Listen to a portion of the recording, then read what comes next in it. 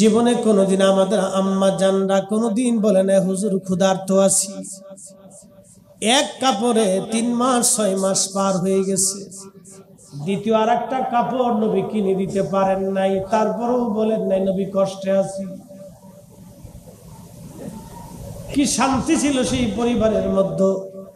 আম্মা জান আয়েশা নবীর ইন্তেকালের পরে সাহাবায়ে কেরাম যখন ভালো খাবার আম্মা জানের জন্য বরাদ্দ করে দিলেন, সিদ্দিক আকবর, আবু বকর, খলিফাতুল মুসলিমিন হযরত ওমর খলিফা হলেন, বাইতুল মাল থেকে আম্মা জানদের জন্য ভাতা বরাদ্দ করে দিলেন। ভালো খাবার নিয়ে আম্মা জান আয়েশা সিদ্দিকা যখন বসতেন, খাবার সামনে করে মা জননী কাঁদতে থাকতেন। সাহাবীরা বলতেন, আম্মা জান কি জন্য আপনি কাঁদেন?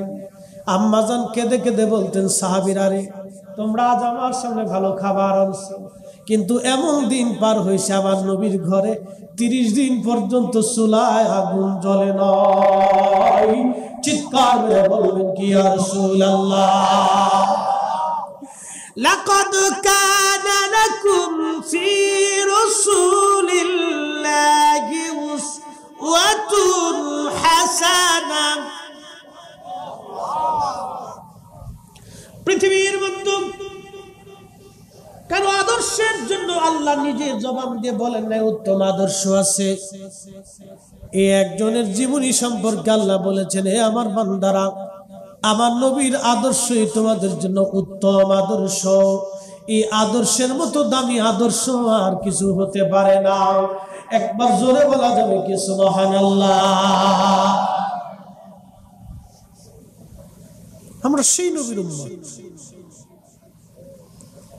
ফেরেশতারা ডেকে বলল, রব এমন জাতিকে দুনিয়ার মধ্যে পাঠাবেন তারা মারামারি করবে, কাটাকাটি করবে, আমরাই তো ইবাদত করি।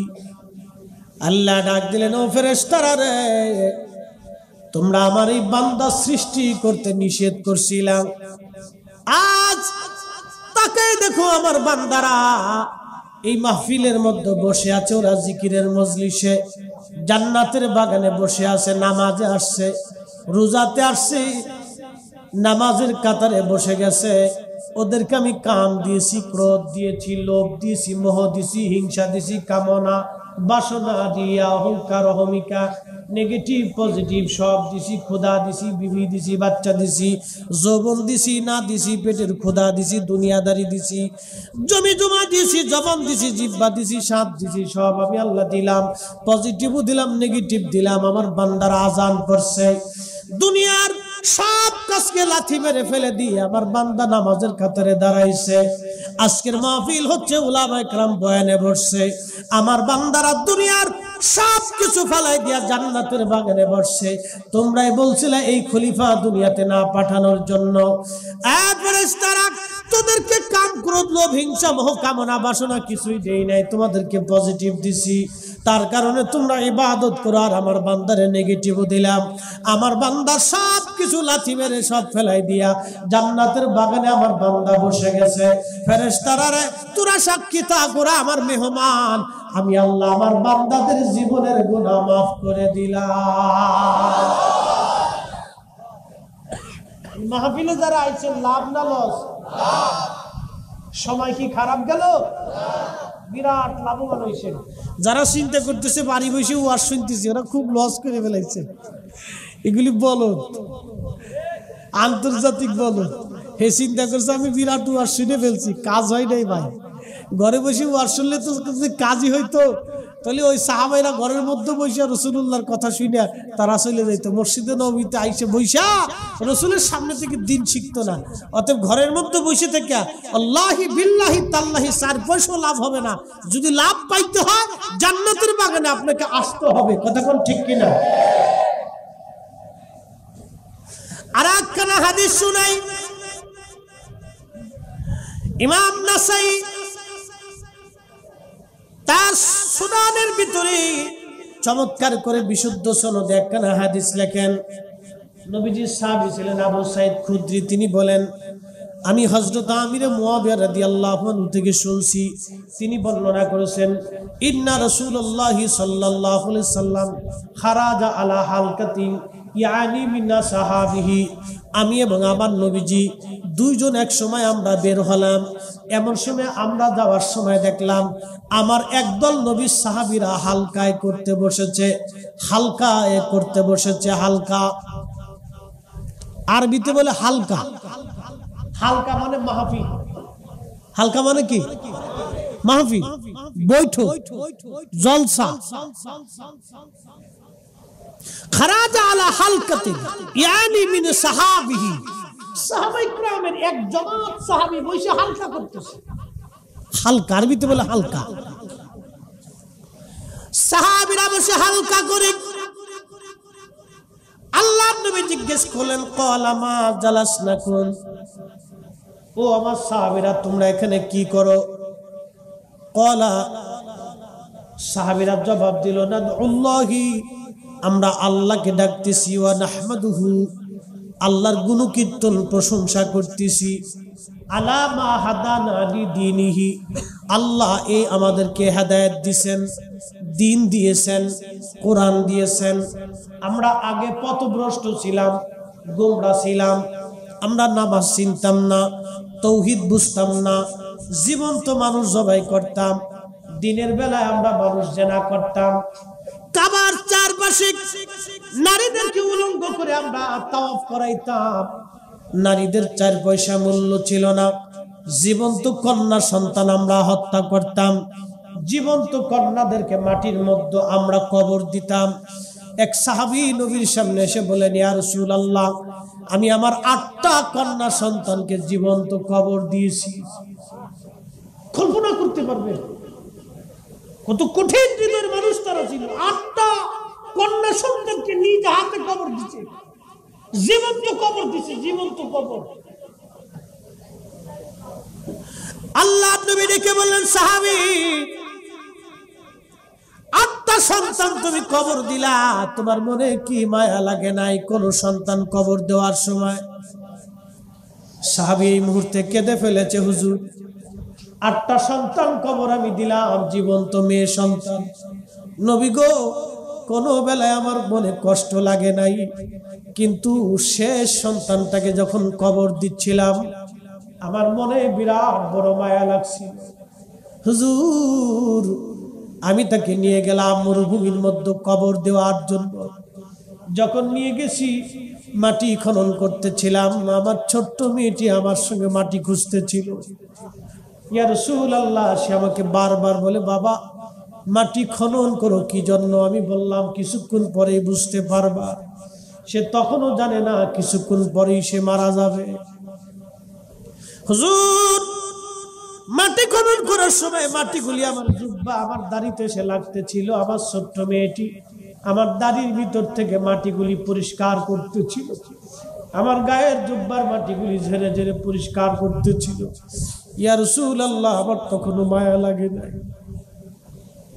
7টা সন্তান যেমন তো কবর দিছি, 8 নম্বর সন্তান কবর দেওয়ার সময় ইয়া রাসূলুল্লাহ যখন তাকে কবরের মধ্যে ফেলে দিলাম, তখন মেয়েটা কেঁদে দিয়ে বলল, আব্বা জান, জীবনে কোনোদিন পরিচয় দিব না, জানে মেরে ফেলো না বাবা, আমাকে ছেড়ে দাও। বাবা বাবা বলে কাঁদতেছিল। হুজুর, তখন আমার মনের মধ্যে ব্যথা লেগেছিল, কিন্তু তারপরও আমি কবর দিয়ে মাটি দিয়ে চাপা মাটি দিয়ে রেখে এসেছিলাম। ইয়া রাসূলুল্লাহ, এরপর আমার আর বিন্দুমাত্র মায়া লাগে নাই। সাহাবী তখন অঝর ধরে কেঁদে কেঁদে টুকরায় টুকরায় কাঁদের, বলে, ইয়া রাসূলুল্লাহ, এত জুলুমের গুনাহ আমার জীবনে কি ক্ষমা হয়ে যাবে? আল্লাহর নবী ডাক দিয়ে বললেন, সাহাবী, কালেমা পড়ার সাথে সাথে তোমার জীবনের সব গুনাহ আমার আল্লাহ তোমারে মাফ করে দিছে। চিৎকার মেরে বলেন আল্লাহু আকবার। সেই মানুষগুলি নবীর দরবারে বসে মানুষের মতো মানুষ হয়ে গেছে। আজকে নাস্তিকের দলেরা বলে নবী মরুর ডাকাত ছিল, ওই নাস্তিক হতে বিশ্বাসী। ওই বেদিনের দল বলে নবী মরুর ডাকাত ছিল, নবী চরিত্রহীন ছিল। এই কথা যারা বলে, আমরাও জানি ওদের যার সন্তান আতারে পাথরে জোরে জঙ্গলে হোটেলে মোটেলে ওদের অবৈধ জন্ম হয়েছে।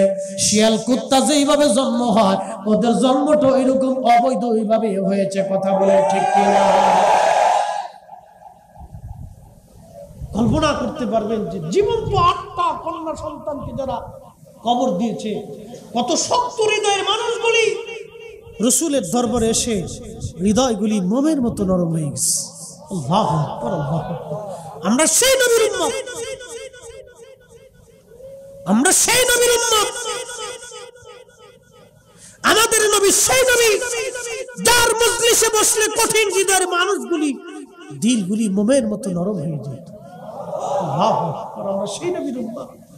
সেই নবীর মিলাদুল মাহফিলে বসছেন আপনি, একসাথে বলবেন না মারহাবা। সেই নবীর মিলাদুল মাহফিলে আপনি বসছেন, ও সাথে বেদাতের ফতোয়া কে দিল না দিল ওগুলি ঘোরার ডিম দেখার টাইম আমাদের নাই। এই কথা বলেন ঠিক কিনা? হাত উঁচু করে বলেন ঠিক কিনা? ওগুলি দেখার টাইম আমাদের, সময় আমাদের, ও তাকানোরই সময় নেই। কে ফতোয়া দিল না দিল ওগুলি দেখার টাইম আছে নাকি? প্রিয় মুহতারাম উপস্থিতি, খুবই মনোযোগ দিয়ে কথাগুলি শুনে যান।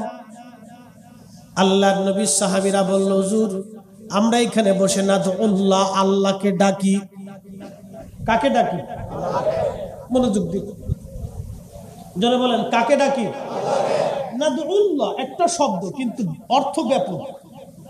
নাদউল্লাহ, আল্লাহ জিকিরে আছে। কার জিকির? আল্লাহর জিকির। শব্দ একটা কিন্তু অর্থ ব্যাপক। কোরআন শরীফ তেলাওয়াত করলে স্মরণ হয় কার? মাহফিলে বসলে স্মরণ হয় কার? আল্লাহ আল্লাহ আল্লাহ আল্লাহ। জিকিরে স্মরণ হয় কার? মুনাজাতে যখন দলবদ্ধভাবে একজন দোয়া করে বাকিরা আমিন আমিন বলে স্মরণ হয় কার? তো এই মুনাজাতকে যারা আজকে বেদাত বলে সমাজ থেকে উঠানোর বুদ্ধি করছে, এরাই হলো অরিজিনাল আজাজিলের দালাল। কোনো সন্দেহ? সন্দেহ? যদি টুপিওয়ালা হয় তাও মানা যাবে, যদি দাড়িওয়ালা হয় মানা যাবে, সৌদি আরব থেকে আসলেও, মদিনা থেকে আসলেও, বাইতুল্লাহ থেকে আসলেও, বাইতুল আকসা থেকে আসলেও, আজহার বিশ্ববিদ্যালয় থেকে আসলেও, মদিনা ভার্সিটি থেকে আসলেও, মক্কা ইউনিভার্সিটি থেকে আসলেও, দেওবন্দ থেকে পড়ে আসলেও, বাইতুল মুকাররমের খতিব হলেও এক কথাই শেষ। কতক্ষণ মানা যাবে? মানা যাবে, কত কিছু বোঝার দরকার নেই। সাহাবায়ে কেরাম দলবদ্ধভাবে বসে হালকা করতেছে। হালকা করে কি করে? নাদউল্লাহ বলতেছে, আমরা আল্লাহর জিকিরে আছি।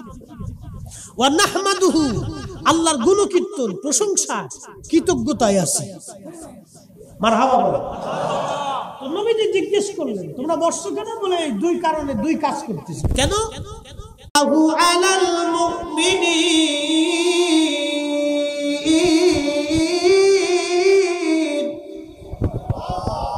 কোরআনে আল্লাহ কোরআনে বলতেছে আমার এই নবী মুমিনদের জন্য নিয়ামত।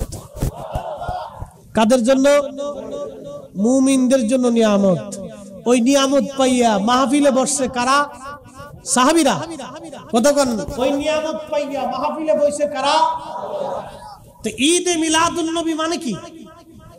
ঘুরে ফিরে একই কথা। আমরা ওই নবী পাইয়া মাহফিল সাজাইছি। হ্যাঁ, কতক্ষণ না কি পাইয়া? কি পাইয়া? নবী পাওয়ার কারণে দিন পাইছি, ঈমান পাইছি, হেদায়েত পাইছি। নবী পাওয়ার কারণে দিন পাইছি, ঈমান পাইছি, হেদায়েত পাইছি, কোরআন পাইছি। নবী পাওয়ার কারণে সাহাবায়ে কেরাম বলতেছেন, আমান্না আলাইনা বিকা, আপনি নবীর মতো মহা নিয়ামত আল্লাহ আমরার মাঝে পাঠাইয়া আল্লাহ আমাদেরকে ধন্য বানাইছে।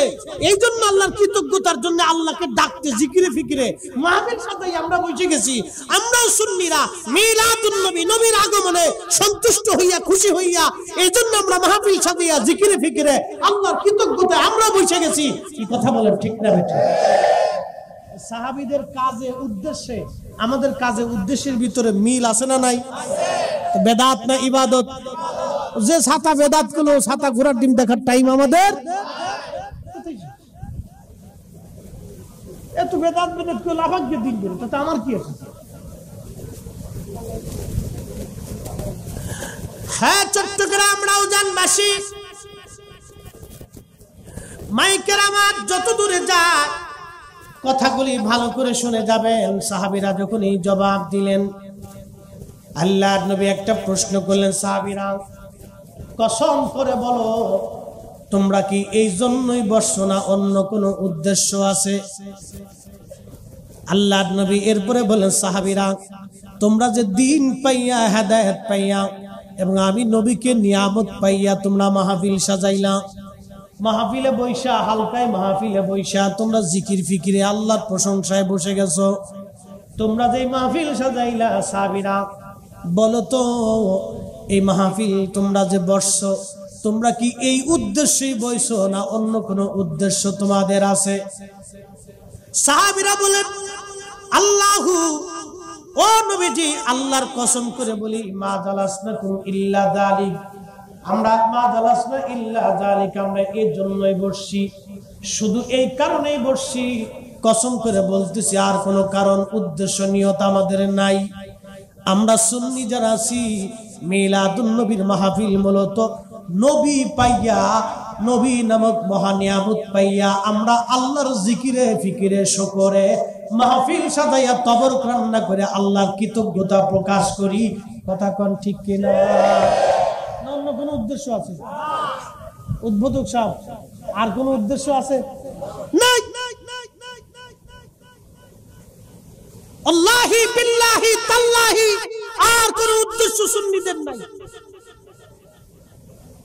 সুন্নিদের উদ্দেশ্য একটাই, 1450 বছর আগে সাহাবীরা যেই উদ্দেশ্যে হালকায় মাহফিল করেছে সুন্নিরাই ওই উদ্দেশ্যে হালকায় মাহফিল করে।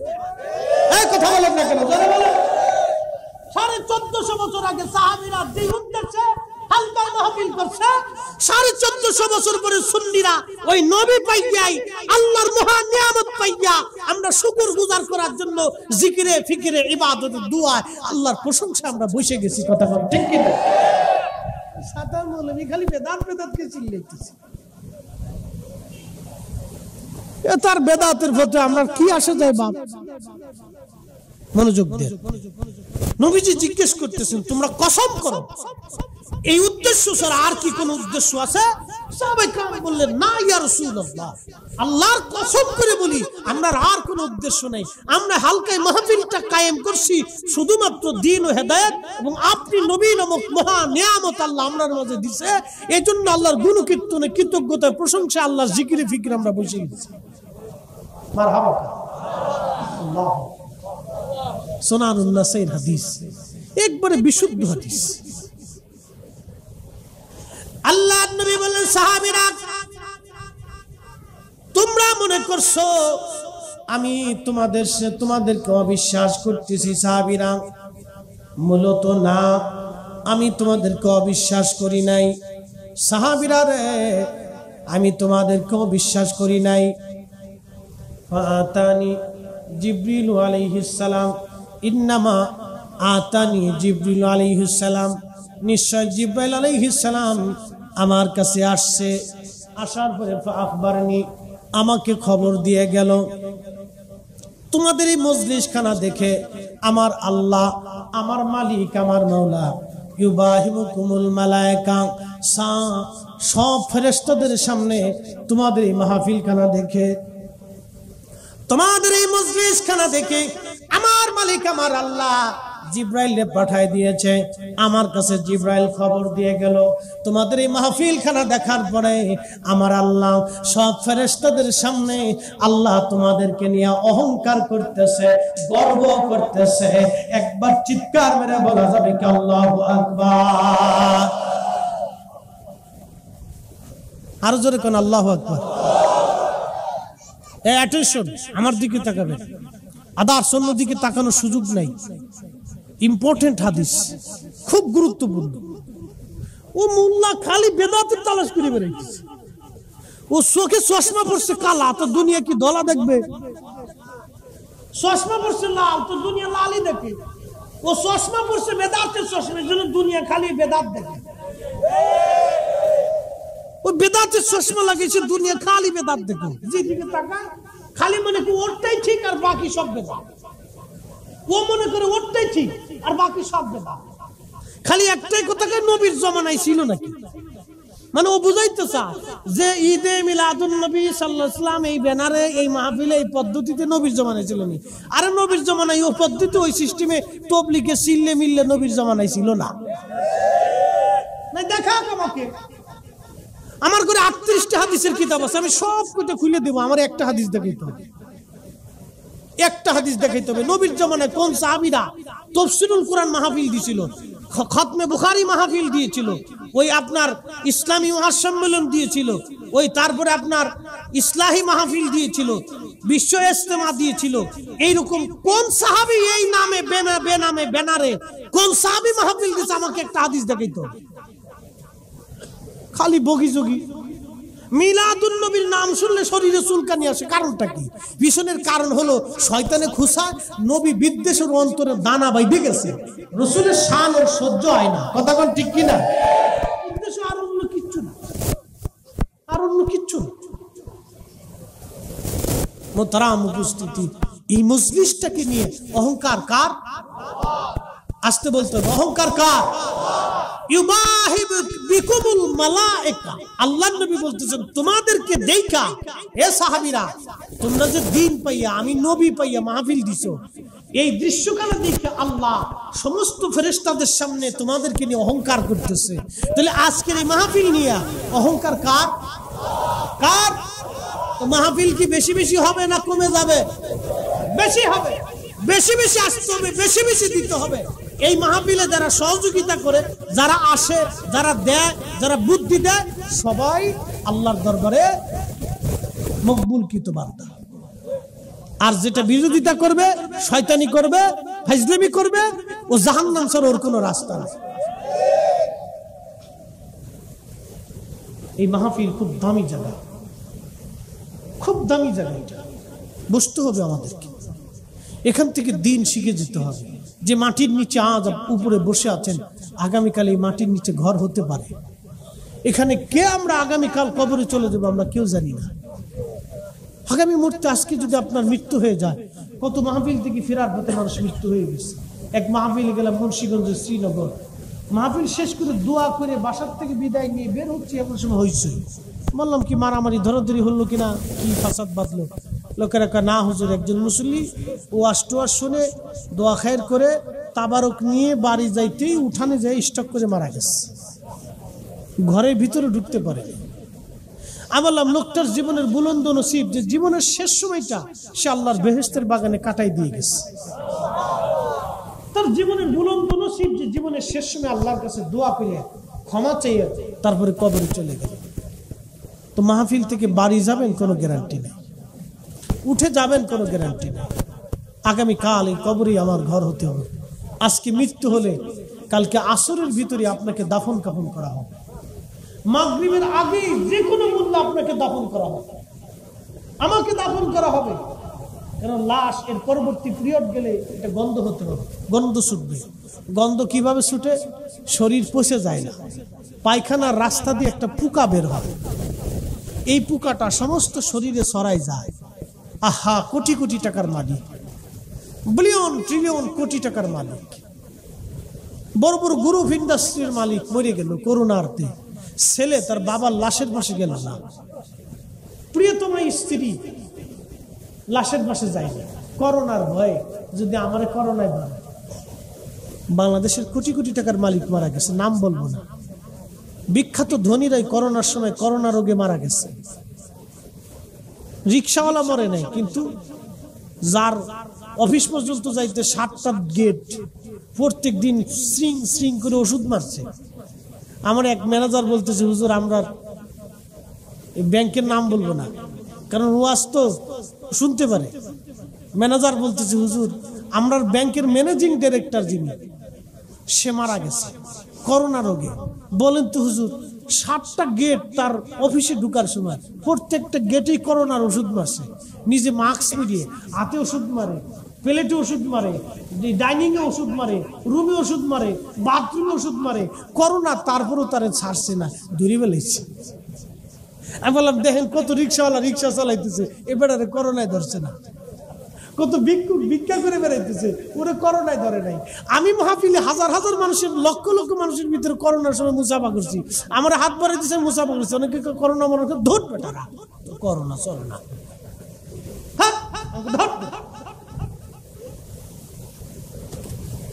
মুসাফা রাসূলুল্লাহ সুন্নাত। আমি করোনা দেখি তা করতাম, দৌড়লে আল্লাহ এমনি দৌড়াইব, না দৌড়লে ওই মুসাফাতে করোনাই তো না। আল্লাহর কসম করে বলি, আমার করোনার সময় একটু কাশি হয়েছে, মারহাবা কর, সারা দেশ ঘুরে বেড়াচ্ছি, করোনায় ধরছে না। বেড়ায় কয় হুজুর কি কইতাম, আমাকে অসুবিধা নাই, করোনায় যদি ধরে ওষুধ যতই মারুক কাজ হবে না, বাবা ধরে ফেলছে। বললো আফসোস করে, বললো হুজুর শত শত হাজার হাজার কোটি টাকার মালিক ছেলেটা দেখতেও আসে না। আমি বললাম এটাই বাস্তবতা। সারা জীবন অর্থের পিছনে দৌড়াইছে, শেষ পর্যন্ত সন্তানটাও কাজে লাগলো না। আল্লাহর কসম করে বলি, ওই হায়াত দেনেওয়ালার কসম, মৃত্যু দেনেওয়ালার কসম, জমিন দেনেওয়ালার কসম, এই অক্সিজেন দেনেওয়ালার কসম, যিনি এক সময় এক মুহূর্তে কোটি কোটি মাখলুককে একসাথে একভাবে চালাচ্ছেন, সে আল্লাহর কসম করে বলি, দুনিয়ার ভিতর থেকে দুইটা জিনিস আপনাকে নিতেই হবে। এক নম্বরে আকাইদ আহলে সুন্নাত ওয়াল জামাত, দুই নম্বরে আমল। দুইটা আমল না নিয়ে, যদি দুইটা নিয়ামত না নিয়ে কবরে যান, তাহলে আপনার জন্য মহা ভুল হবে। ছেলে সন্তান, স্ত্রী, পুত্র পরিজন আপনার 4 পয়সাও কাজে লাগবে না।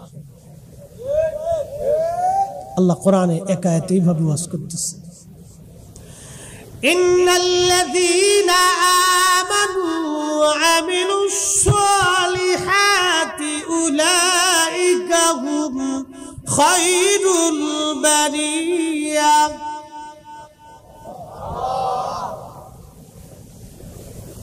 আল্লাহ বলেন নিশ্চয়ই যারা ঈমানদার, ঈমান এনেছে, ঈমানওয়ালা, খারিজি, রাফিজি, মুতাজিলা, জবারিয়া, এরপরে আপনার নজদি, এই সমস্ত বাতিল ফেরকার উপরে ঈমান আনলে হবে না। ঈমান আনতে হবে আকাইদে আহলে সুন্নাত ওয়াল জামাতের উপরে ঈমান আনতে হবে। এরপরে আল্লাহ বলেন ওয়া আমিলুস সালিহাতি উলাইকা হুম খায়রুল বারিয়া। এবং আমলে যারা পরিপূর্ণ হবে, ভালো আমলে যারা পরিপূর্ণ হবে, তারা সৃষ্টির মধ্যে তারা সেরা হবে। আল্লাহ বলেন জাযাউহুম ইনদা রাব্বিহিম জান্নাতু আদনিন তাজরি মিন তাহতিহাল আনহারু খালিদিনা ফিহা আবাদা।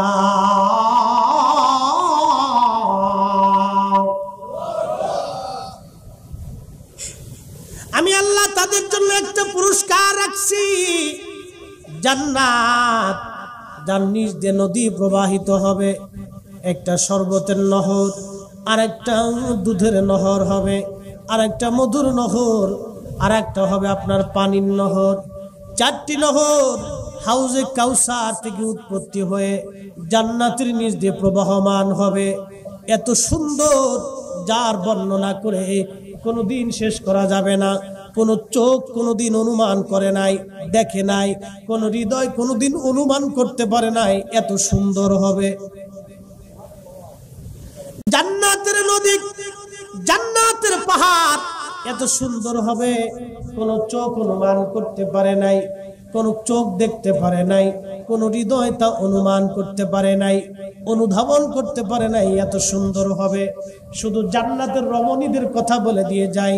আল্লাহর নবী জান্নাতের হুরুদের প্রশংসা করতে যায়, নবী বলেছেন জান্নাতি হুরেরা এত সুন্দর হবে, তাদের থুতু যদি দুনিয়ার মধ্যে পড়তো তাহলে সারা পৃথিবী সুগন্ধময় হয়ে যাইত। আস্তে হয়ে গেল, আরেকটু জোরে হবে। জান্নাতের দাম কত? ঘোড়া দাবড়ায় না, চাবুক আছে না, এই চাবুক কি অনেক বড়?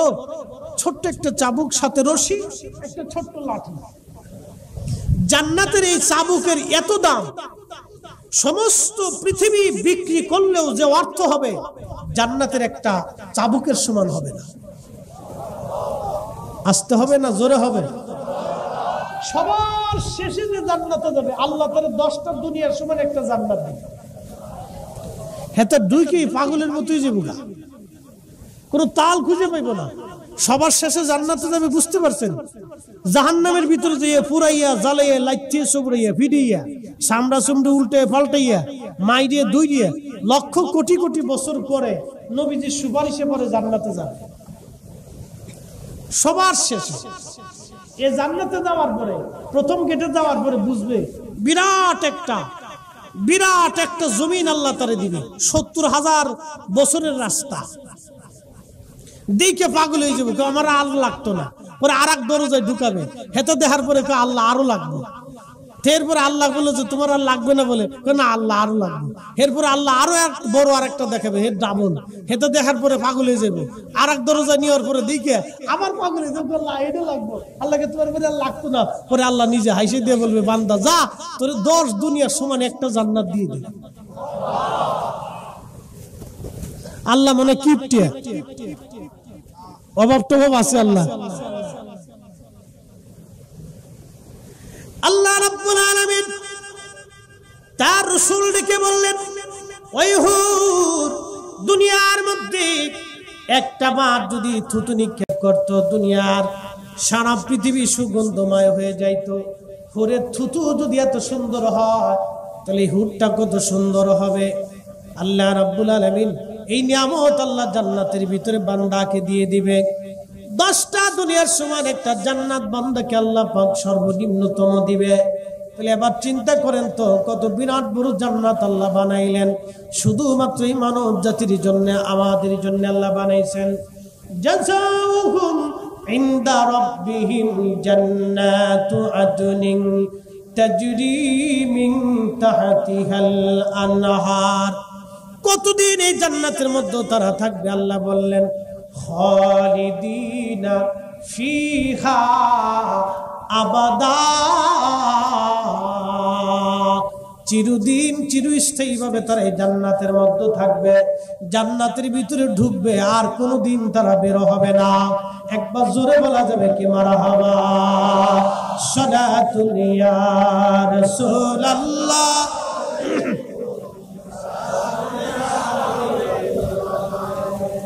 সালাতুন ইয়া রাসূলুল্লাহ,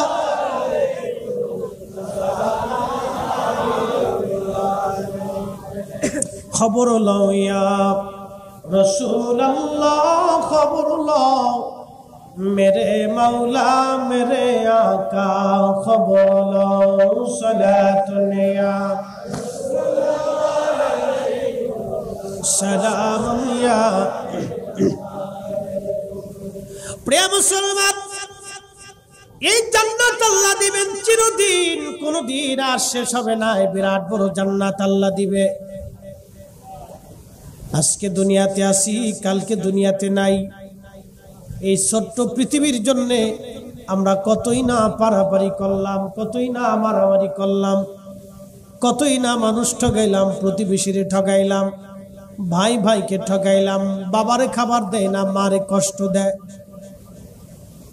আহা, ছোট্ট জীবনের জন্য কতই না আমাদের জীবনের বড় পারাপারি, কারাকারি, মারামারি, লাফালাফি।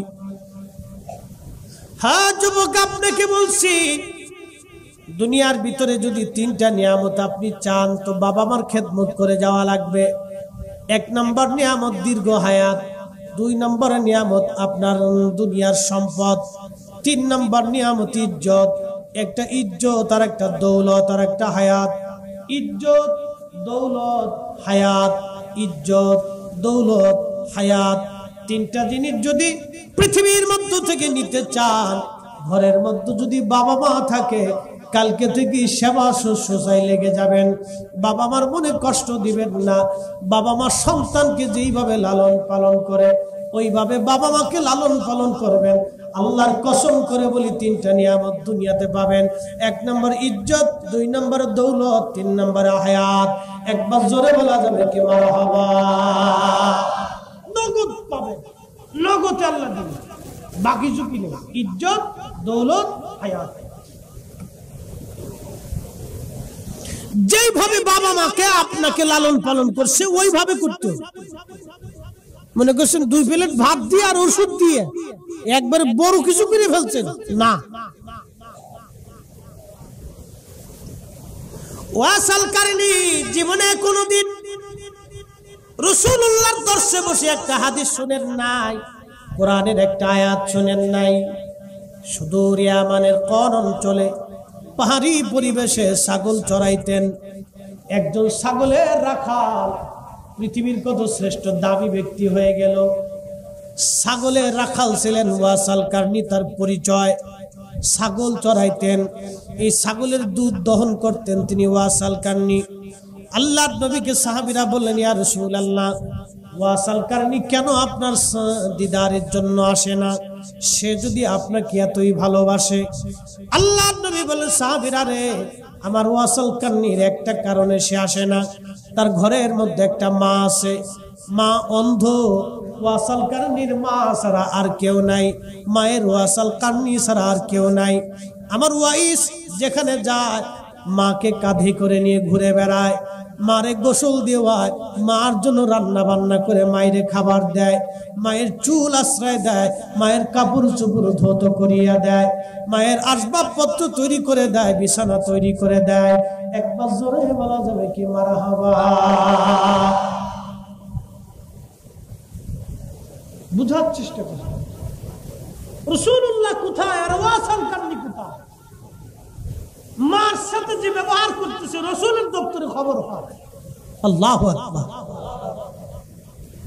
নবী আমার দিকে বললেন, এই কারণে ওয়াসাল কারণীকে আল্লাহ একটা মর্যাদা দিয়েছে। ওমর সহিহ মুসলিমের কিতাব ফাজাইল আসহাবিন নবীর মধ্যে আসছে, ওমর রে, যদি কোনোদিন ওয়াসাল কারণীর দিদার পাও তাহলে জেনে রাখো, তোমার মাগফিরাতের জন্য আমার ওয়াসাল কারণীর কাছ থেকে দোয়া চাবে। আমার ওয়াসাল কারণী দোয়া করতে দেরি হবে, রব্বে কারীমের দরবারে দোয়া কবুল হতে দেরি হবে না। আর আমার ওয়াসাল কারণীর সাথে দেখা হলে ওমর বলবা, আমার ওয়াসাল কারণী যাতে আমার গুনাহগার উম্মতের জন্য দোয়া করে দেয় মাগফিরাতের জন্য। কারণ আমার ওয়াসাল কারণী আমার উম্মতের মাগফিরাতের জন্য যে দোয়া করবে, এই দোয়াটা আমার মালিক মাওলা আসমান থেকে ফেরত পাঠাবে না। না আরো জোরে? হ্যাঁ হয়েছে না? আরো জোরে। কেন? মার খেদমতের জন্য। আর আপনি তো বিরাট বড় কিছু হয়ে গেছে। হ্যাঁ, নাফরমান কোথাকার। পৃথিবীতে এর চেয়ে তো অকৃতজ্ঞ কে আছে বলেন তো? কুত্তারে খাবার দিলেও দরজা ছাড়ে না। কুত্তা থেকে শিখে যেতে হবে, কুকুর থেকে বুঝে যেতে হবে। কুকুরকে আপনি খাবার দিবেন, ও মরে যাবে, দরজা ছাড়বে না। 40 বছর একটা মা পরিশ্রম করতে করতে মায়ের পেটে আসার পর থেকে এই মার রক্ত শুষে শুষে বড় হয়েছে। মার জীবনের অর্ধেক জীবন নষ্ট করে বলেছে আপনার পিছনে, সময় নষ্ট করেছে। মায়ের জীবনের কত স্বপ্ন ছিল আপনাকে নিয়ে, আপনাকে নিয়ে একটা বাবার জীবনের কত স্বপ্ন ছিল, আপনাকে ঘিরে মায়ের জীবনের কত স্বপ্ন ছিল, কত স্বপ্ন মা আপনাকে কোলের মধ্যে নিয়ে দেখেছে। আমার ছেলে বড় হবে, আমার খোকা বড় হবে, আমার খোকা অমুক হবে তমুক হবে। সব স্বপ্নকে আজ ভেঙ্গে চুরমার করে দিয়ে মাকে ঘর থেকে বের করে দিয়েছেন। সব স্বপ্ন ভেঙ্গে চুরমার করে মাকে আজকে গালি দিচ্ছেন। কুত্তাও তের চাইতে ভালো, কুত্তাও তের চাইতে। ও মানুষ হইল কেন? ও কুকুর হইলে আরো ভালো ছিল। মানুষ হইলে কোন জানোয়ার হইলে আরো ভালো ছিল। মানুষ হইছে কেন?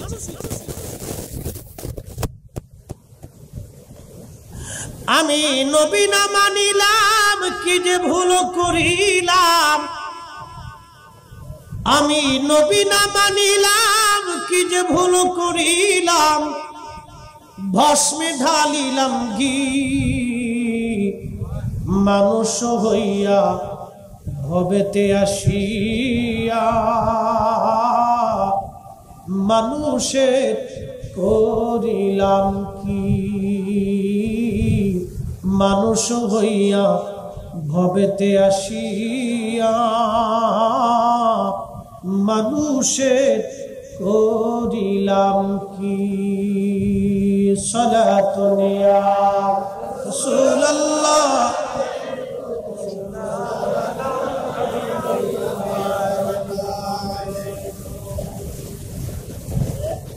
মোহতারাম উপস্থিতি, এই জন্য কোরআনে আল্লাহ একটা আয়াতে বলছে আনিশকুরলি, তোমরা আমার শুকর করো, আমি আল্লাহর প্রতি কৃতজ্ঞ হবে। অলি ওয়ালিদাইক, আমি আল্লাহর পরে তুমি আরেকজনের কৃতজ্ঞতা করবে, সে তোমার বাবা, সে তোমার মা। কথা কার? আল্লাহর পরে কারো কৃতজ্ঞতা যদি করতে হবে সে বাবা।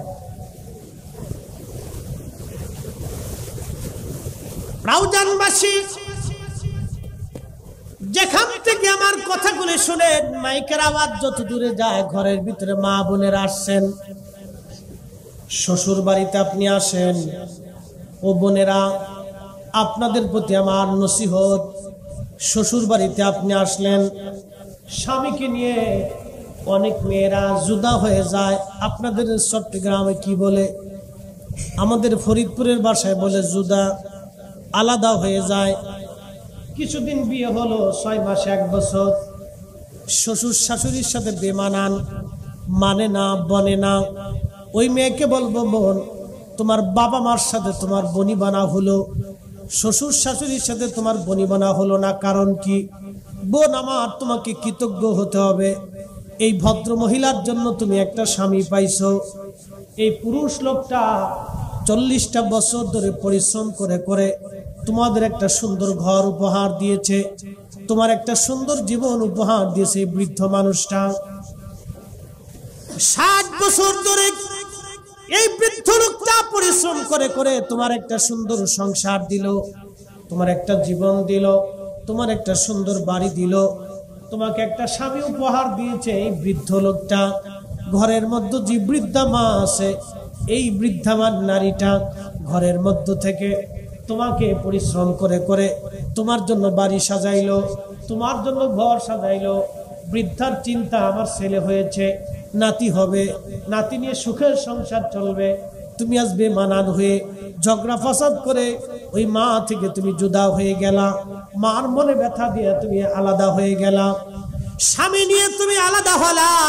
বোন আমার, যদি স্বামী তোমার আলাদা হতে চায়, তুমি স্বামীর সাথে ঝগড়া করতে পারো, না না আমার শ্বশুর শাশুড়ি থেকে আমি জুদা হব না, অথবা জুদা যদি হতেই হয়, আমার শ্বশুর শাশুড়ি আমার ঘরেই থাকবে, আমার ঘরেই খাবে, আমি তাদের সেবা শুশ্রূষা করব। এমন মেয়েটা পাওয়াটা বড় দুষ্কর। বোন আমার, আমি আপনাকে বলতেছি, আপনার কৃতজ্ঞ হওয়ার দরকার, কৃতজ্ঞতা প্রকাশ করা দরকার। আপনার বোঝা উচিত, এই বৃদ্ধ লোকটা 60টা বছর পরিশ্রম করে আমার জন্য এই ঘর সাজাইছে, এই বাড়ি সাজাইছে, এই সংসার সাজিয়েছে, এই সন্তানদের জন্য তারা বাড়ি ঘর নির্মাণ করেছে। বাবা ইচ্ছা করলে জমি বিক্রি করে ভালো খেতে পারত। জিজ্ঞেস করেন বৃদ্ধ বাবাকে, বৃদ্ধ বাবা তুমি জমি বিক্রি করো না, নিজে ভালো মন্দ খাও না, কারণটা কি? বৃদ্ধ বাবা বলবে, আমার খুকা আব্দুল করিম আছে, ওর একটা ভবিষ্যৎ আছে, আমি যদি বেঁচে কেনে খেয়ে চলে যাই, আমার আব্দুল করিমের জীবন কষ্টের মধ্যে পড়ে যাবে। ও কোথায় দাঁড়াবে, কোথায় খাবে, কোথায় ওর বাড়ি ঘর হবে?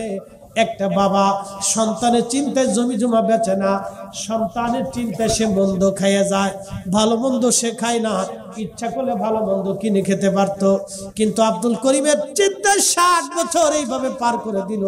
আব্দুল করিম রে, আজকে তুই বড় হইলি, বিবি আনলি, সংসার হলো, রুজি হইলো, কিন্তু তোর ঘরে বাবার জায়গা হলো না, তোর ঘরে মায়ের জায়গা হলো না। আরে পৃথিবীতে কুত্তাও তোর চাইতে বালা, তুই কুকুরের চাইতে নিকৃষ্ট। কুকুরের সাথে তোকে তুলনা দিলে কুকুরও মন বেজার করে ফেলবে। কথা কোন ঠিক কিনা?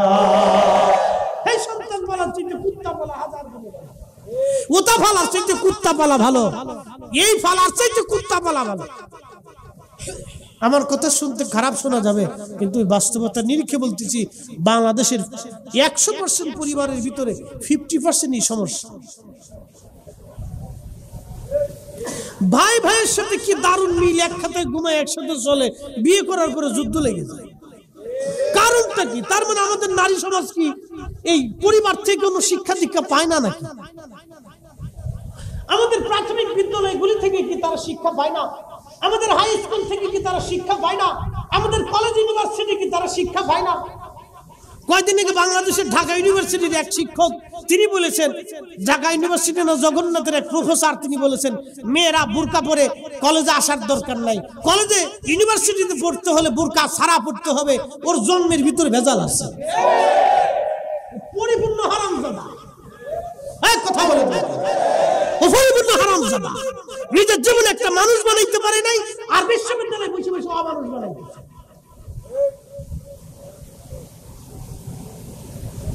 ইউনিভার্সিটি থেকে পড়ে এসে ছেলে কি শিখলো? কলেজ ভার্সিটি থেকে পড়ে এসে ছেলে কি শিখেছে? যদি মায়ের সেবাই করতে না পারলো তো ছেলে শিখলো কি? কি কথা করবে? যদি ইউনিভার্সিটি থেকে একটা পাস করে একটা ছেলে বাবা মার পাটে ভাত না দিতে পারে তো শিখতে কি? ও কি শিখলো? ওর শিক্ষাটা কি? যদি ইউনিভার্সিটি থেকে পড়ে আসার পরে ছেলে ঘুষ খাইয়া গরিব মানুষের রক্ত চুষে খায় তাহলে শিখলোটা কি? তার মানে বুঝা গেল আমরা আমাদের শিক্ষা ব্যবস্থায় আমাদের ছেলেদেরকে মানুষ বানাইতে পারি নাই, আমরা আমাদের মেয়েদেরকে মানুষ বানাইতে পারি নাই। কি কথা বলেন, ঠিক কিনা? হায়ার এডুকেটেড পারসন আল্লাহর রাস্তায় ক্ষমা করে দিবেন। হায়ার এডুকেটেড পারসন একটা মেয়ে কলেজ ইউনিভার্সিটি থেকে ভালো পরিবেশে শিক্ষা দীক্ষা করে আসার পরে শ্বশুর শাশুড়ির সাথে ঝগড়া বাঁধাই দিচ্ছে। কি শিখলো এই মেয়েটা? আমার প্রশ্ন এটা, এই মেয়েটা ইউনিভার্সিটিতে পড়ে কি শিখলো? হায়ার এডুকেটেড একটা মেয়ে যদি তার সংসারে নিয়ন্ত্রণ করতে না পারে, তার শ্বশুর শাশুড়ি দেবর ভাষণ ননদ দিয়ে যদি একটা সংসার ম্যানেজমেন্ট করতে না পারে তো শিখলোটা কি? আমার প্রশ্ন হলো শিখছে ঠিক। তার মানে বোঝা গেল আমাদের শিক্ষা ব্যবস্থা এখনো মানুষ তৈরি করার সিস্টেম নেই, খালি গতানুগতিক শিক্ষা ব্যবস্থা। রাষ্ট্রনীতি বড়, পররাষ্ট্রনীতি বড়, পদার্থ বড়, বিজ্ঞান শিখো, ও অঙ্ক শিখো, ওই জ্যামিতি শিখো, ওই ইংরেজি গ্রামার শিখো, এগুলি শিখো। এই গতানুগতিক এইগুলি গদবান্ধা কিছু শিক্ষা টিক্ষা দিয়ে বাস কলেজ থেকে চলে আসতেছে। ছেলে এসে কলেজের সামনে ওই মেয়ে, সুন্দরী একটা মেয়ে দেখলে ফুল একটা নিয়ে খাড়াই দিচ্ছে। হ্যাঁ, শিখে ফেলছে। হ্যাঁ, কথা বল না, শিখছে কলেজে বসে, শিখছো বিরাট কিছু শিখে ফেলছে। সুন্দরী মেয়েটা দেখে মোটরসাইকেল একটা বাপে কিনে দিছে, বাস ওই মোটরসাইকেল নিয়ে পিছনে পিছনে ঘুরুম ঘুরুম ঘুরুম ঘুরুম করে চলতেছে। এমন ভাব লইছে লাট সাপের পোলা, জুতা দিয়ে বাইরে দরকার। কথা ক্লিয়ার না ভেজাল আছে? এগুলো শিখছে কি? কিচ্ছু শিখে নাই। এই জন্য আমাদেরকে পারিবারিক ভাবে, সামাজিক ভাবে, এই শিক্ষা ব্যবস্থার ভাবে এগুলো পরিবর্তন দরকার। নিয়ম নীতি আদর্শ, ন্যায় নীতি শিক্ষা দেওয়ার দরকার। কোনটা ন্যায় কোনটা অন্যায় ও ছোট কাল থেকে শিখে আসবে। ছোট কাল থেকে শিখবে যে না এটা অন্যায়, এটা ন্যায়, এটা করতে পারবো, এটা করতে পারবো না। যেগুলি জাপান শিখায়, চায়নারা শিখায়, ওই আপনার আমেরিকা শিখায়, ও আপনার ইউরোপিয়ানরা শিখায়।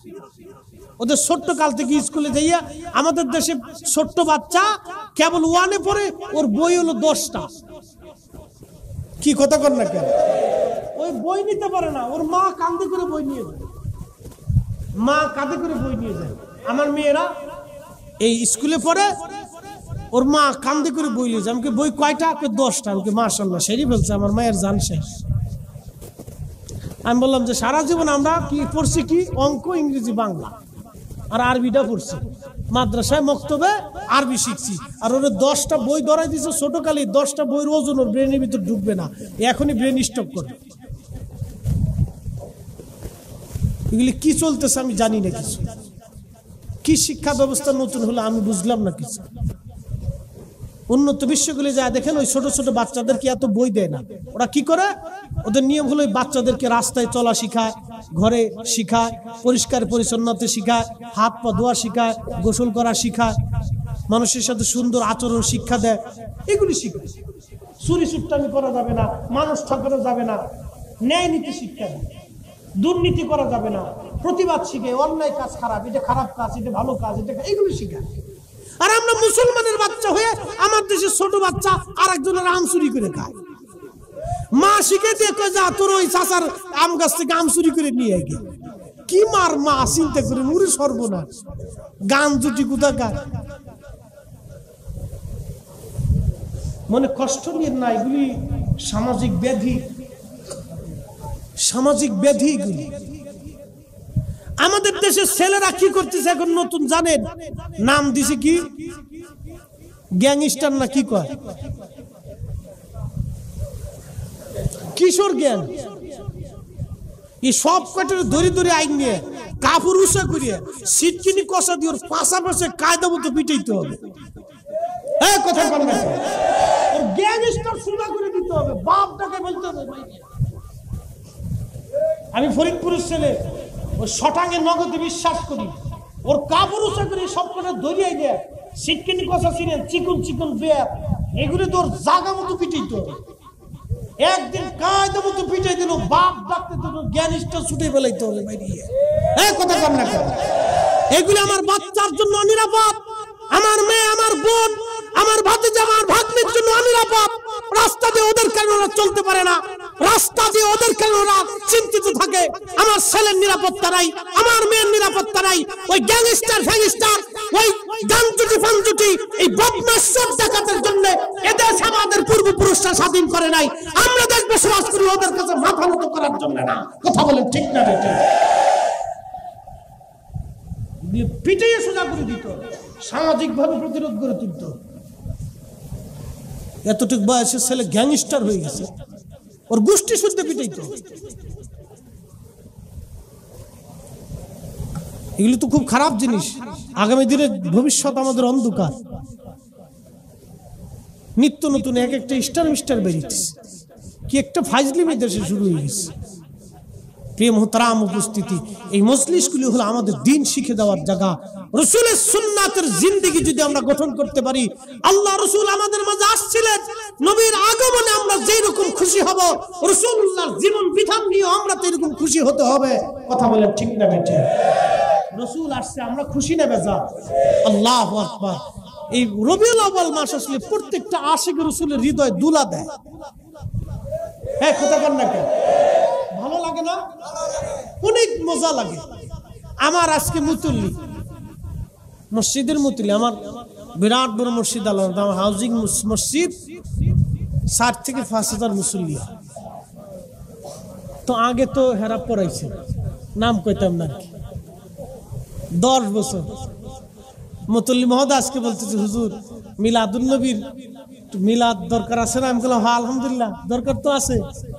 তোকে কবে পড়াবো? আমি বললাম আগামী জুমাতে হবে। মারহাবা কর না? বললাম আগামী জুমাতে হবে। মুতুল্লি মহোদয় খুব ভদ্র মানুষ, বললো হ্যাঁ আগামী জুমাতে মসজিদ কমিটির উদ্যোগে মিলাদুন নবীর মাহফিল আমাদের মসজিদ হবে।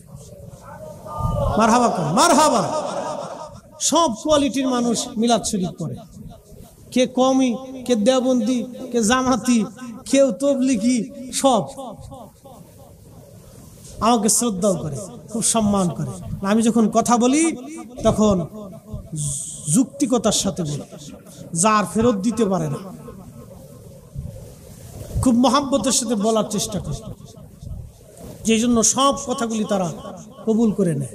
আলহামদুলিল্লাহ, পরিবর্তন তো আসবেই। প্রত্যেকটা আমাদের দেশে আপনি দেখেন, এই 95% মুসলমানই কিন্তু সুন্নি। আপনি দেখেন, সাধারণ আপনি বাংলাদেশের যে কোনো শহরে, যে কোনো বন্দরে ইয়া নবী সালাম আলাইকা বলে দাঁড়াবেন, 95% মুসলমান দাঁড়ায়। কি কথা কর না কেন? বাংলাদেশের যে জেলাতেই দাঁড়াবেন 95% মুসলমান দাঁড়ায় যাবে। 5% আছে গারতেরা, এটা আজাজুলের ভাই, এটি খারাইতেছে না, খালি মুসলিম আর কত 95% মুসল্লি দাঁড়ায় যায়। তার অর্থ কি? মুসল্লিরা এখনো জানে যে রাসূলুল্লাহকে সালাম দিলে দাঁড়ায় দিওটাই উত্তম। কি কথা বল ঠিক কিনা? এখনো তাদের অন্তর থেকে এটা যায় না। কিন্তু বড় আফসোস হলো, আমরা যারা সুন্নি উলামা ইকরাম আছি তাদের হৃদয় পর্যন্ত আমরা পৌঁছাইতে পারতেছি না। এটা হলো আমাদের ব্যর্থতা, এটা আমাদের ব্যর্থতা, পাবলিকের ব্যর্থতা না। আল্লাহ পাক আমাদেরকে রাসূলুল্লাহর কদমের গোলাম হিসেবে যেন কবুল করে নেয়, বলে না আমিন। নবীর কদমের গোলামি ছাড়া আর কোনো নাজাতের রাস্তা, গোলামি করতেই হবে। কাজী নজরুল কি চমৎকার লিখে গেছেন, শ্রেষ্ঠ নবী দিলাম রে তরিয়ে নিতে রোজ হাসরে পথ না ভুলি, তাই তো দিলে পাক কুরআনের বাণী খুদা তোমার মেহেরবানি, খুদা তোমার মেহেরবানি। সুন্দর ফুল সুন্দর ফল মিঠা নদীর পানি, খুদা তোমার মেহেরবানি, খুদা তোমার মেহেরবানি। তুমি কতই দিলে রতন ভাই বাড়াদার পুত্র স্বজন, ক্ষুধা পেলে অন্ন জুগাও মানি চাই না মানি, খুদা তোমার মেহেরবানি, খুদা তোমার মেহেরবানি। সুন্দর ফুল সুন্দর ফল মিঠা নদীর পানি, খুদা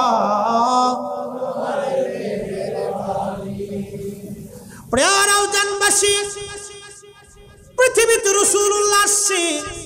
যেই দিন নবী দুনিয়াতে আসলেন সেই দিন বাঘ হরিণের কাছে গেছে, হরিণ বাঘের কাছে আসছে। দুইটা প্রাণী শত্রু, সেই দিন শত্রুতা ভুলে গেল। মনোযোগ দেন, মোল্লা আলী কারি মাক্কি আল মাওরুদুর রাফি ফি মাউলিদিন নবী সাল্লাল্লাহু আলাইহি ওয়াসাল্লাম, এই কিতাব 450 বছর আগে তিনি লিখেছেন। তিনি মক্কা মদিনার ইমাম ছিলেন, ইমামুল হারামাইন শরীফাইন। এত বড় মুহাদ্দিস ছিলেন ওই জামানায়। ওনার সিগনেচার ছাড়া কেউ মুহাদ্দিসের খেতাব পেত না। ওনার সিগনেচার ছাড়া মক্কা মদিনার থেকে কেউ সনদ আনতে পারত না। এই বিশ্ববিখ্যাত ইমাম মিলাদুন নবীর পক্ষে ছিল। আজকে যারা মিলাদুন নবী খুঁজে পায় না, আমি বলবো সেটা আপনার চোখের দোষ। চোখে চশমা পড়ছেন আব্দুল ওহাব নজদির চশমা, যার কারণে ইশকে রাসূলের চশমা দিয়ে আপনি দেখতে পান না। কি কথা কোন ঠিক কিনা? আপনি যদি ইশকে রাসূলের চশমা চোখে লাগাইতেন, কোরআনের দিকে তাকাইলে নবীর শান পাইতেন, হাদিসে কারিমার দিকে তাকাইলে আপনি নবীর শান পাইতেন, আর কিতাবগুলির দিকে তাকাইলে আপনার অন্তর খুলে যাইতো।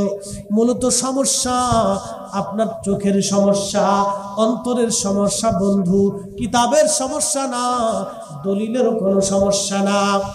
মোল্লা আলী কারি মাক্কি তিনি লিখতেছেন, ও দুনিয়ার মানুষ, আল্লাহর নবী দুনিয়াতে তশরিফ আনছে। সমুদ্রের বড় মাছ ছোট মাছের কাছে আসছে, ছোট মাছ বড় মাছের কাছে গেছে। হাঙ্গর মাছ অন্য মাছ খেয়ে ফেলে দেয়, অন্য প্রাণী খায়। হাঙ্গর মাছ ছোট মাছের কাছে আসছে। নীল তিমি প্রত্যেক দিন 108 মণ 10 মণ খাবারও প্রত্যেক দিন খায়। এই তিমি প্রত্যেক সমুদ্রের বড় বড় মাছও খেয়ে ফেলে দেয়, ছোট মাছ খেয়ে ফেলে দেয়। এই তিমি ছোট মাছের কাছে আসলো, ছোট মাছ তিমির কাছে গেল। কেউ কারো শত্রুতা নাই, সব ওই দিন সবাই সবার বন্ধু হয়ে গেল। কোনো বৈষম্য নাই, সব প্রাণী সৃষ্টি এক হয়ে গেল। তামাম সৃষ্টির মধ্যে খুশি খুশি রব পড়ে গেল।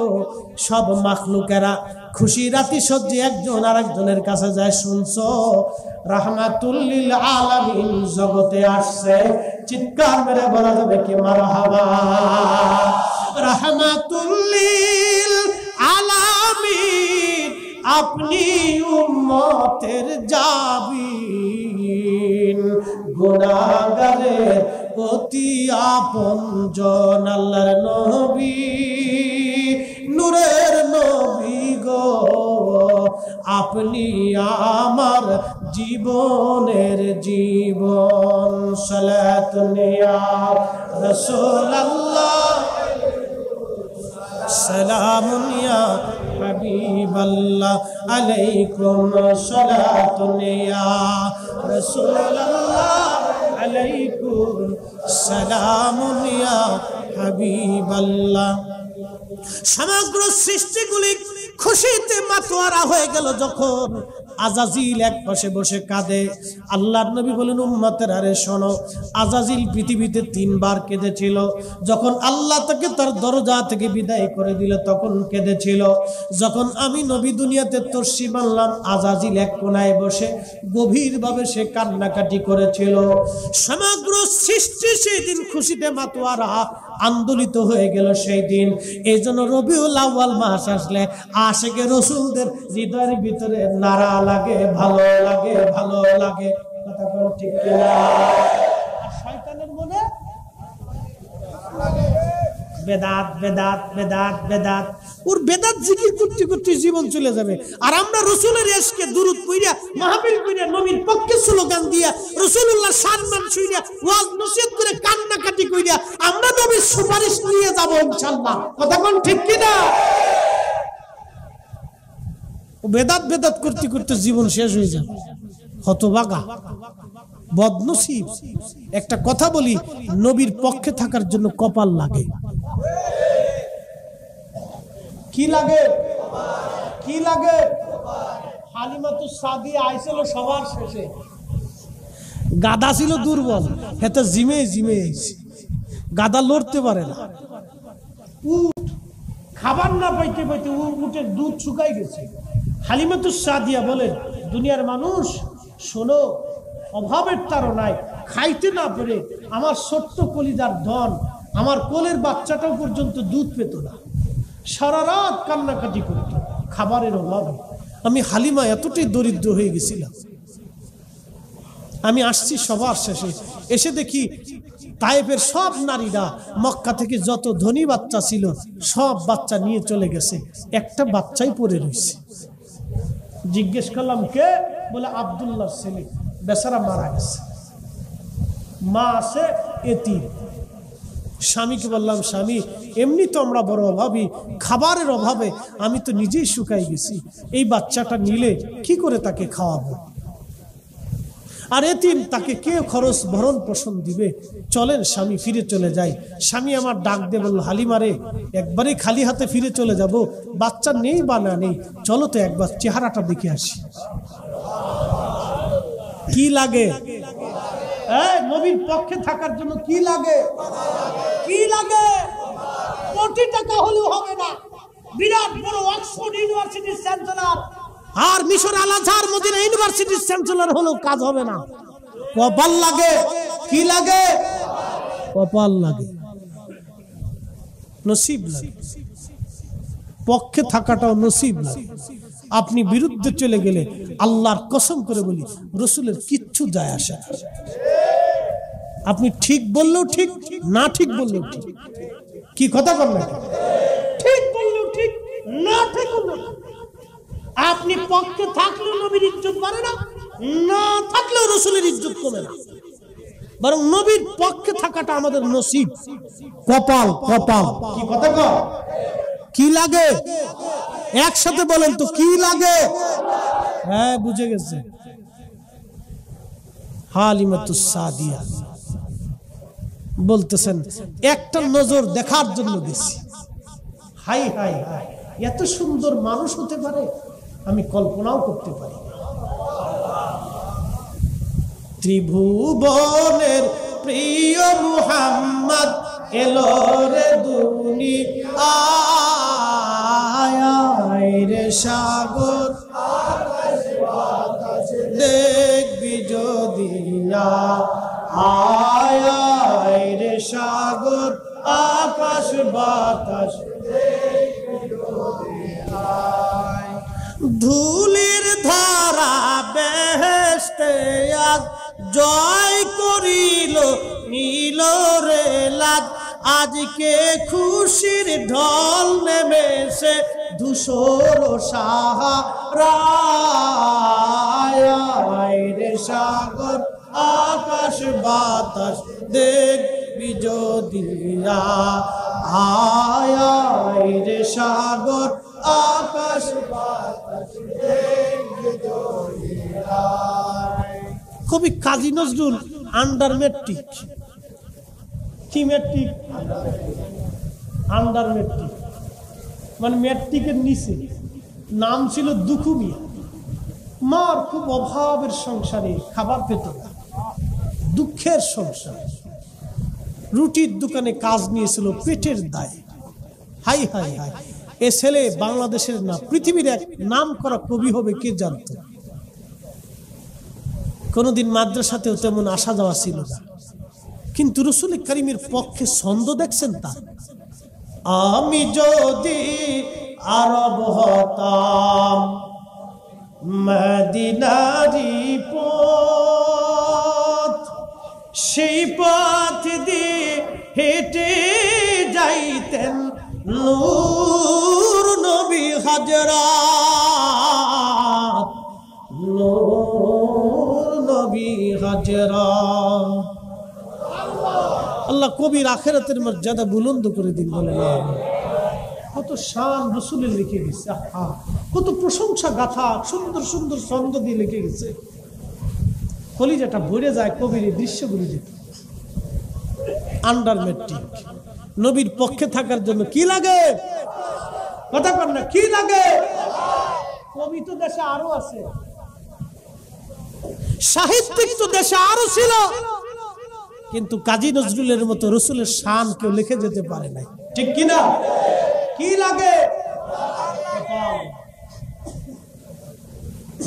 হালিমাতুস সাদিয়া রাদিয়াল্লাহু আনহা বলেন, দুনিয়ার মানুষ দেখার জন্য গেলাম, একটা নজর দেখার পরে কলিজা ঠান্ডা হয়ে গেল। মানুষ এত সুন্দর হতে পারে?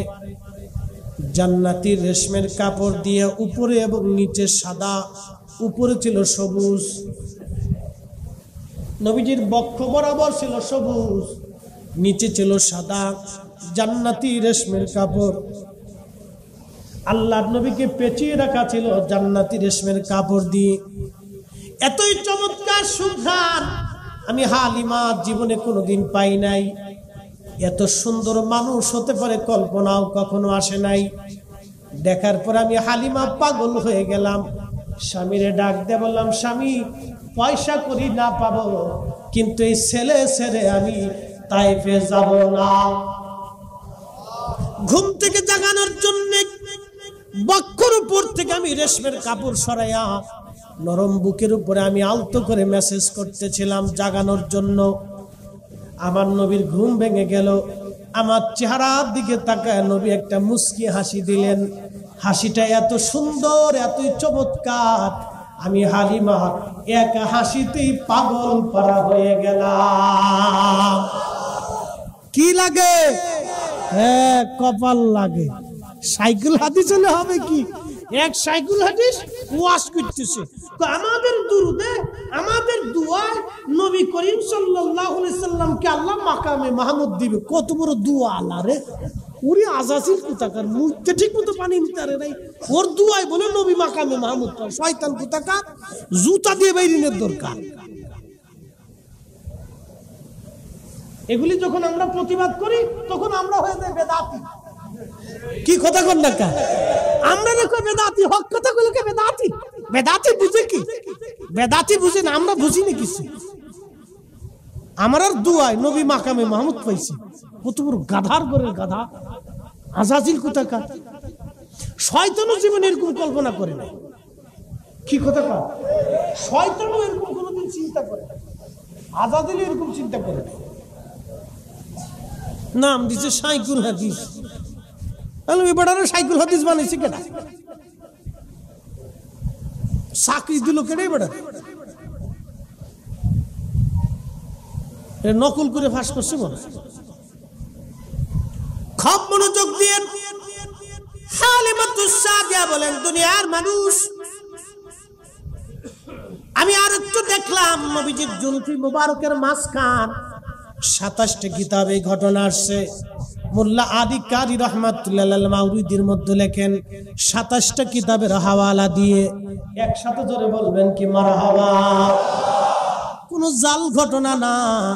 হযরত হালিমা বলেন, জুলফি মুবারকের মাঝখানে কপাল মুবারক থেকে একটা নূর বের হইয়া একবারে মধ্য আকাশ পর্যন্ত এই নূর চলে গেল। আমি হালিমা ওই কপালে চুমা লাগাইলাম, কোলের মধ্যে নিলাম, ছিলাম দুর্বল, আল্লাহর নবীকে কোলে নেওয়ার সঙ্গে সঙ্গে আমি সবল হয়ে গেলাম। নবীজি পেশাব পায়খানা করতো, কখনো দুর্গন্ধ আসতো না। আর আল্লাহর নবীর গুপ্তাঙ্গ আমি হালিমা কোনোদিন দেখতে পারি নাই, শুধু ওইখানে আমি নূর চমকাইতে দেখতাম। হাত চমকার মেরে বলেন আল্লাহু আকবার। আমরা সেই নবীর উম্মত, ওই নবীর ইজ্জতের চাদর ধরে যে টানাটানি করবে, শানে রিসালাতকে যে খেলাফ করবে, ছোট করে দেখবে, মক্কা মদিনার ইমাম হলেও তাকে মানব না। হাত উঁচা করে বলেন ঠিক কিনা?